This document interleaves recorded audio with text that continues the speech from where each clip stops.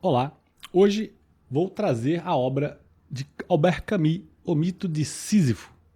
O Mito de Sísifo, uma rebelião contra o absurdo, é uma obra, são ensaios filosóficos a respeito de sentido existencial e diria de grande profundidade. Algumas análises, inclusive literárias, feitas aqui de obras como a de Dostoiévski, os irmãos Karamazov, sobretudo, e obras como também do Kafka, Franz Kafka, né?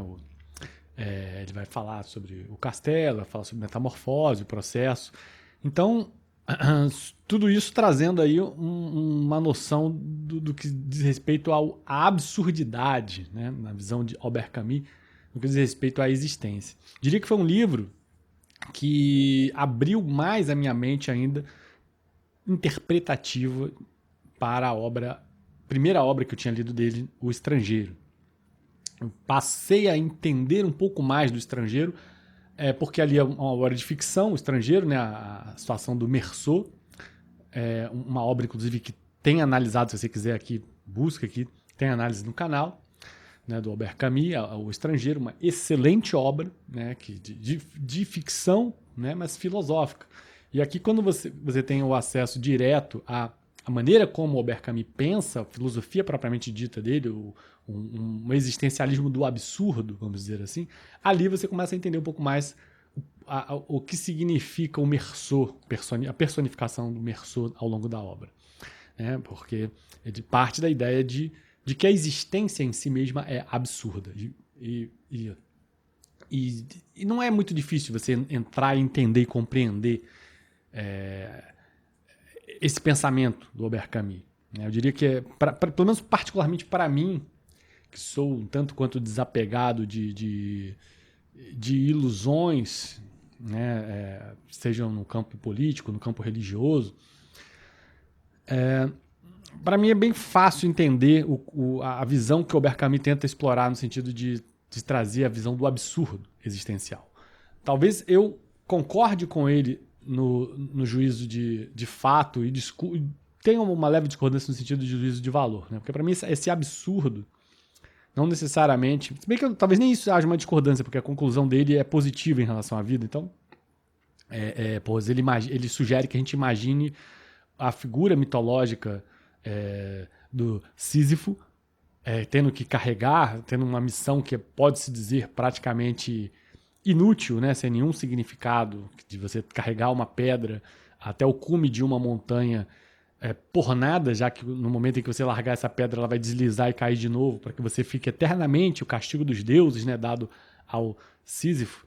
Né?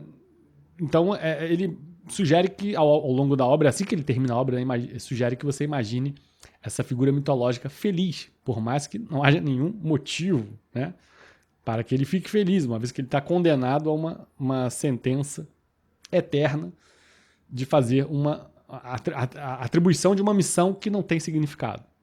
Daí vem toda a ideia de absurdidade.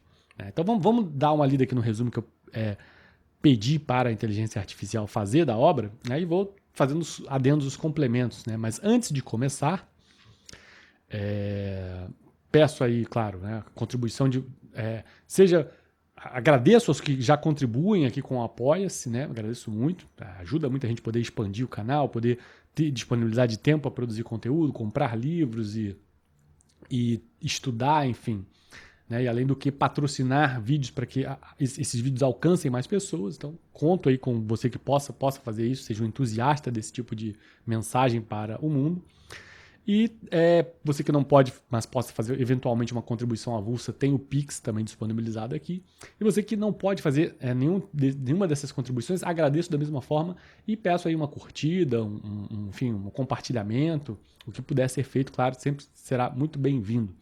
Além disso, claro, convido você a participar dos grupos, né, de discussão, de trocas. Temos aqui o grupo de arte, né, de estética, né, e o grupo mais voltado para filosofia ética. Os dois grupos estão aqui disponibilizados. Além disso, me seguir no Instagram, no Facebook, tudo aqui no campo de descrição. O campo de descrição dos vídeos é um campo sempre muito importante de ser lido. Né? Eu sempre sugiro aí nos meus vídeos que se faça essa investigação do que está escrito aqui no campo de descrição. E vamos propriamente aqui para o resumo, tentando trazer sempre aqui adendos a esse resumo, né?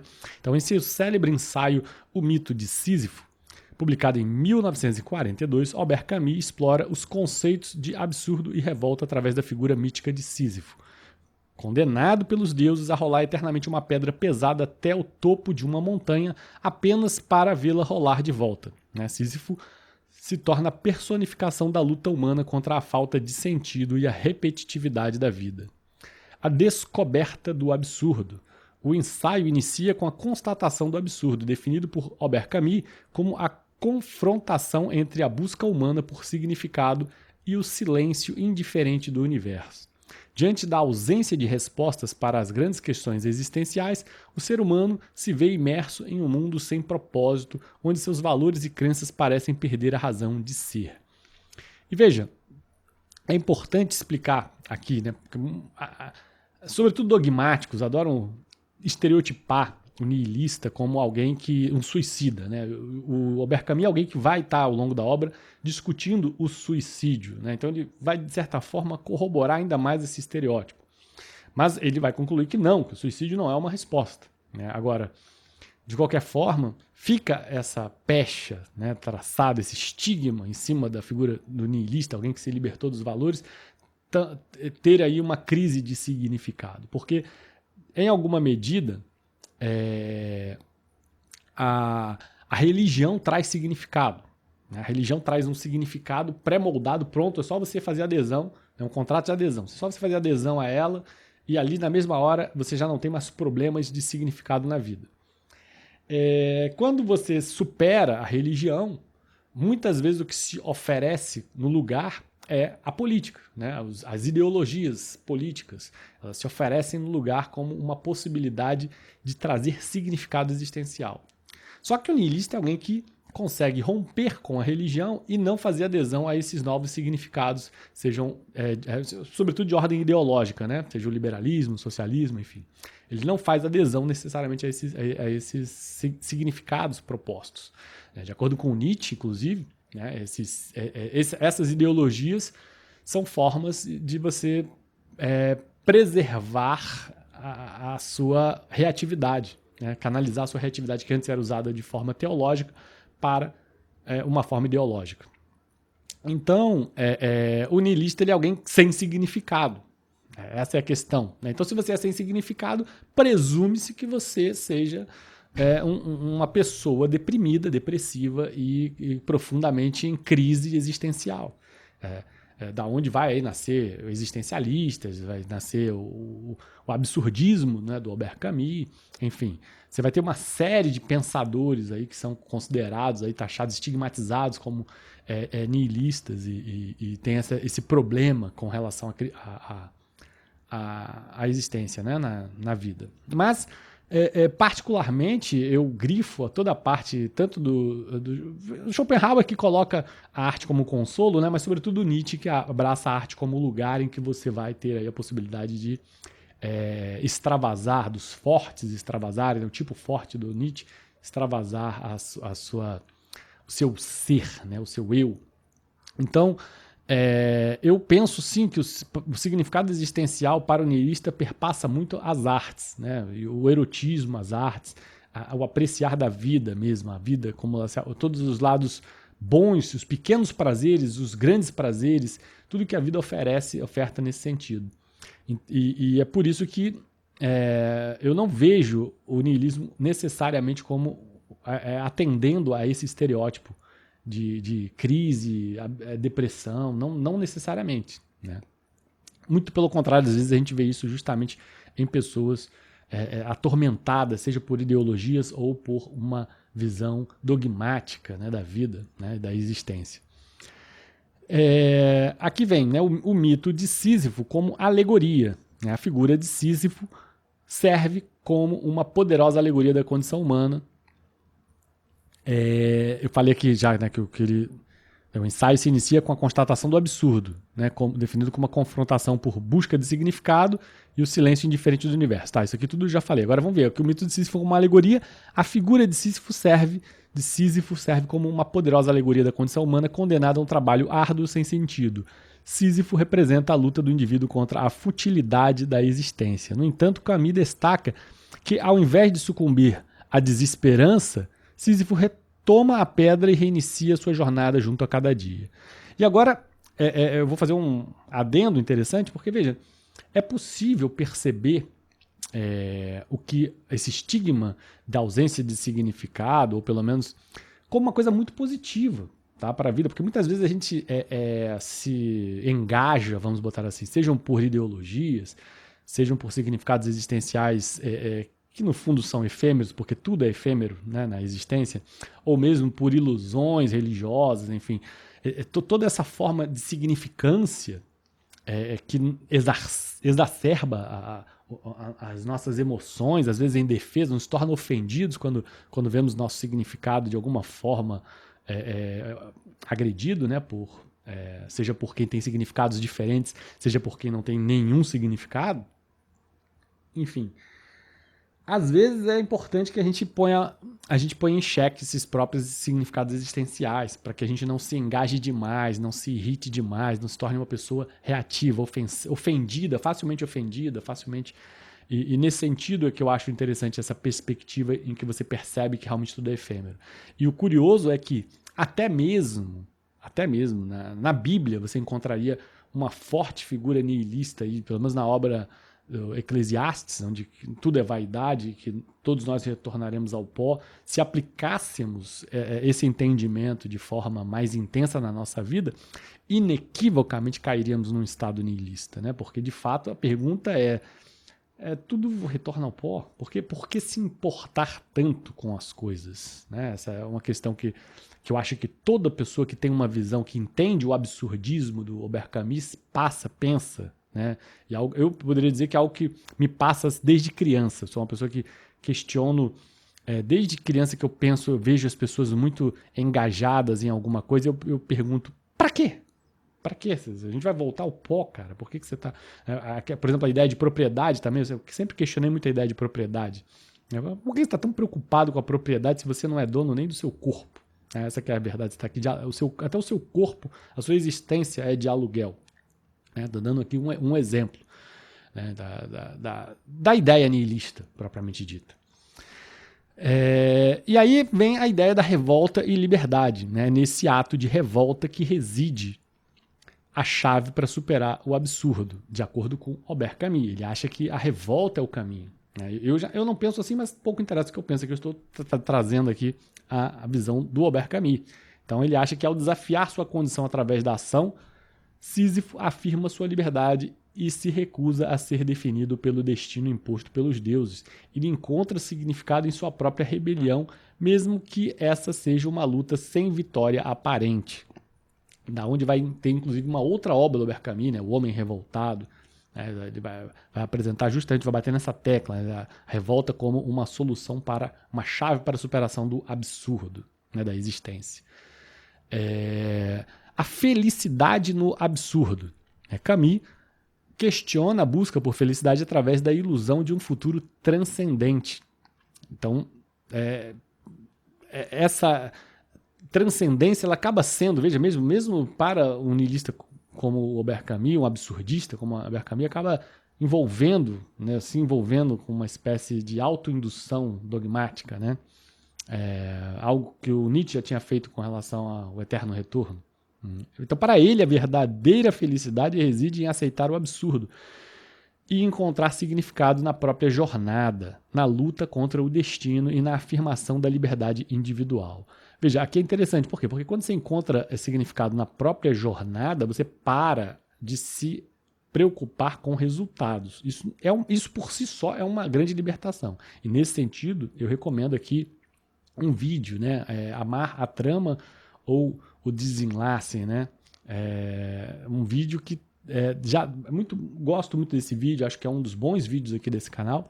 Sugiro aí que você assista, que vai justamente discutir essa questão baseado na música do Jorge Drexler, né, sobre amar a trama ou desenlace, se as coisas só valem pelo que resultam. Essa é a sugestão do vídeo, né, da reflexão do vídeo. Só valem pelo que resultam. E para uma pessoa que tem uma visão nihilista, claramente não. Claramente as coisas valem. Você carrega a pedra de Sísifo até o cume da montanha, não porque aquilo vai te dar algum resultado. Você sabe que não vai dar.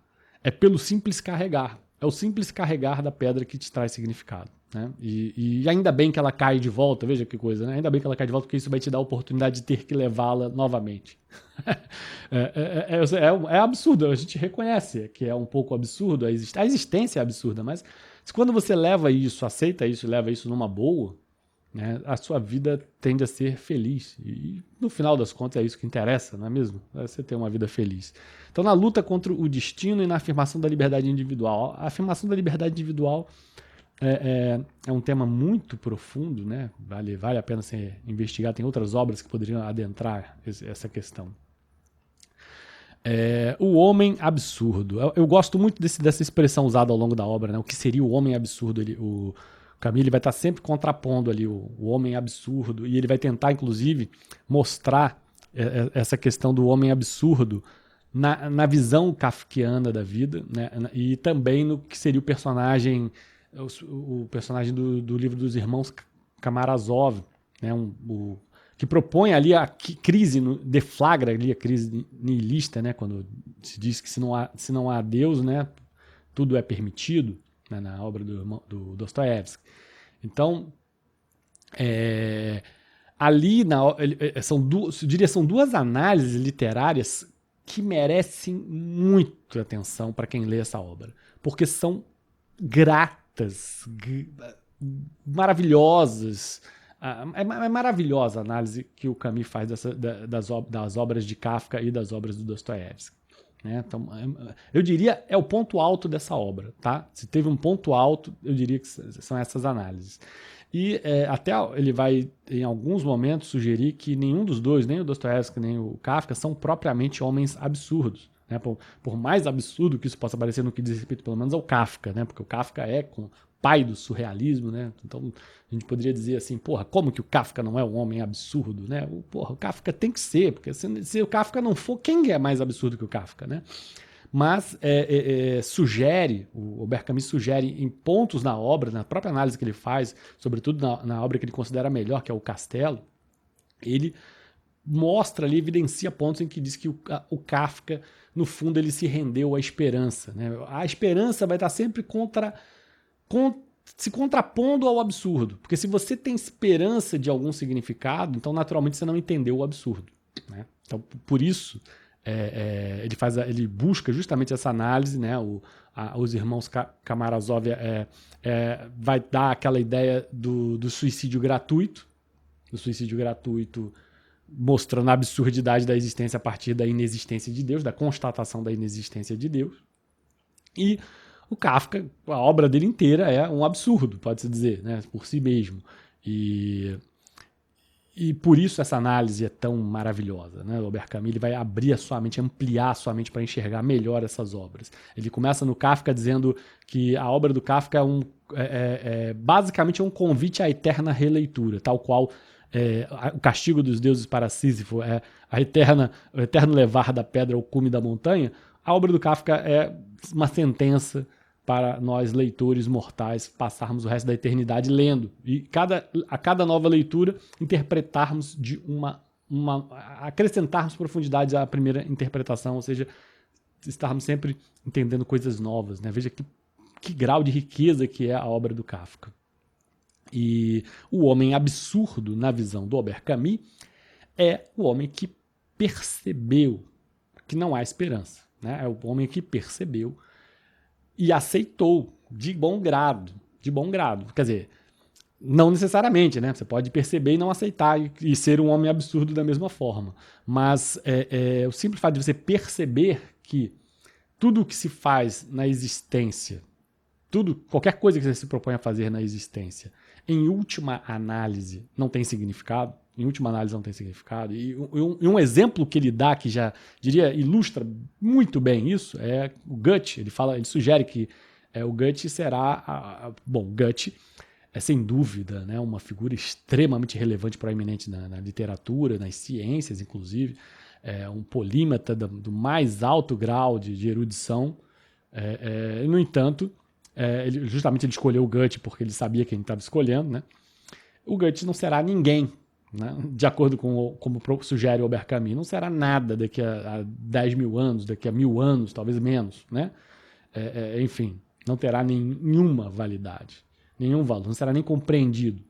De forma que o homem absurdo é alguém que tem essa noção de que nada do que se faz aqui vai servir para construir nada. Nada será construído. Né?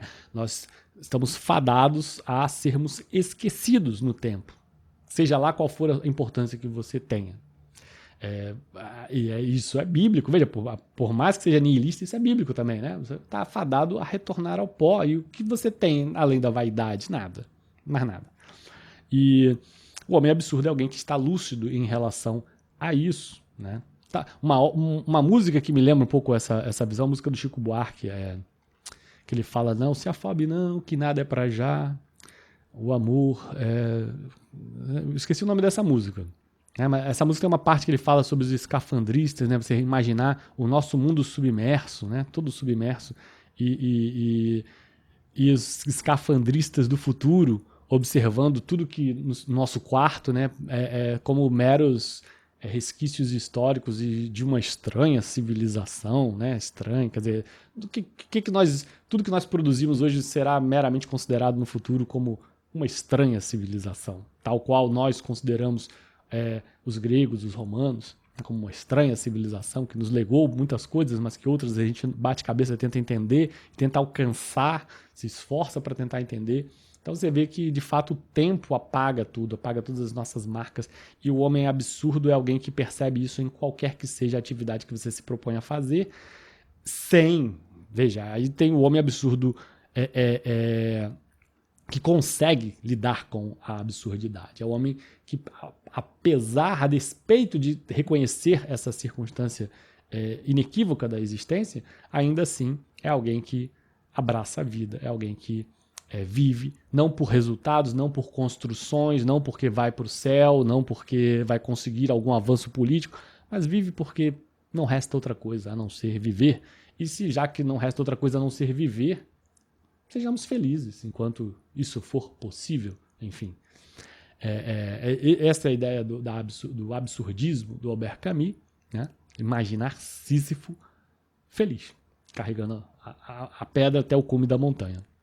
Então, os temas centrais da obra aqui, exatamente, a confrontação entre a busca humana por significado e o silêncio indiferente do universo. A revolta, que é o ato de desafiar o absurdo e afirmar a liberdade individual. A felicidade, que é a busca por significado na própria jornada, na luta contra o destino e na afirmação da liberdade. A condição humana, que é a luta do indivíduo contra a futilidade da existência e a busca por um sentido em um mundo sem respostas. E, por fim, a liberdade, que é a capacidade de questionar, criar, agir, mesmo diante da falta de respostas definitivas. A influência e relevância da obra. O mito de Sísifo tornou-se uma obra fundamental do existencialismo, influenciando pensadores e artistas de diversas áreas. A mensagem de Albert Camus sobre a revolta contra o absurdo continua a inspirar reflexões sobre a liberdade, o significado da vida e o papel do indivíduo em um mundo sem respostas pré-definidas. Então, é uma obra decorrente, sem dúvida, da filosofia nihilista, né, que já parte aí, digamos, da morte de Deus, já parte do reconhecimento de que a metafísica do ser não cabe num universo que claramente se expandiu para muito além da visão moral tradicional, que busca, objetiva, cria uma acesse que orienta o homem a uma conduta visando inequivocamente de alguma forma de barganha para você ir para o céu ou evitar o inferno, enfim. E você passa a ter uma visão das duas, ou você passa a aceitar a morte de Deus, ou você tenta ver Deus de outra forma, né? Um Deus cosmos, um Deus todo. Né? Eu particularmente faço isso, eu regrido lá para o taoísmo ou o espinosismo, né? Mas regrido para uma ideia de Deus transcendência todo. Né? E esse Deus, ele não é um Deus pessoa preocupado, atido com as nossas questões humanas, as nossas picuinhas, os nossos interesses, as nossas necessidades de conforto, de um pai consolador. Não, é um Deus universo, indiferente às nossas dores, e as dores são necessárias para que a gente viva, faz parte da vida, é cíclico. O Hermes já poria, né, a existência tal de forma cíclica, oscilatória. Então, se você vive, você oscila. E se você oscila, amigo, tem momentos de felicidade, tem momentos de tristeza, não há como fugir disso, né? O taoísmo também vai trazer essa visão interessantíssima, belíssima. Eu percebo o taoísmo muito superior ao cristianismo, assim. Peço desculpa para as pessoas que são cristãs, mas o taoísmo é sobre o prisma de quem tenta observar Deus sob um ponto de vista neutro, né, sem ter interesses em ter um Deus acolhedor para o sofrimento, para lidar melhor com o sofrimento. Não, um ponto de vista neutro. Tipo, você aceita que o sofrimento existe, que o universo... E você tenta imaginar um Deus mais cosmos, né? Um Deus menos pessoa, um Deus menos ser e mais estar, né? Tal qual é tudo no universo.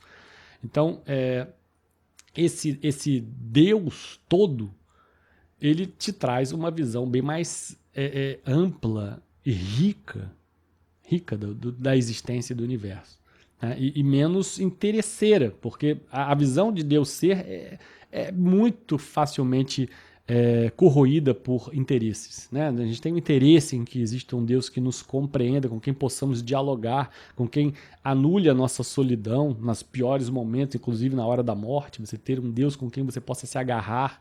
Então tá muito atrelado a interesses, né? O Deus da metafísica do ser está muito atrelado a interesses. Ao passo que o Deus todo, ele corta esse cordão umbilical da nossa necessidade de um pai para entender, buscar um Deus tal qual ele é e não tal qual nós gostaríamos que ele fosse. Essa é a minha visão, tá?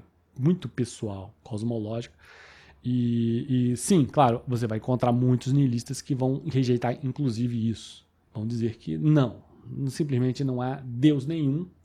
O que há é um universo hostil e a nossa existência solitária sofrendo por nada, né? E o que você pode fazer é aceitar isso. Também é uma forma de interpretar a vida. Eu não condeno nenhuma forma de interpretação, nem também a metafísica do ser, para aqueles que precisam se agarrar a um consolo, algum conforto. Não critico mesmo, porque a vida é dura, eu reconheço, né?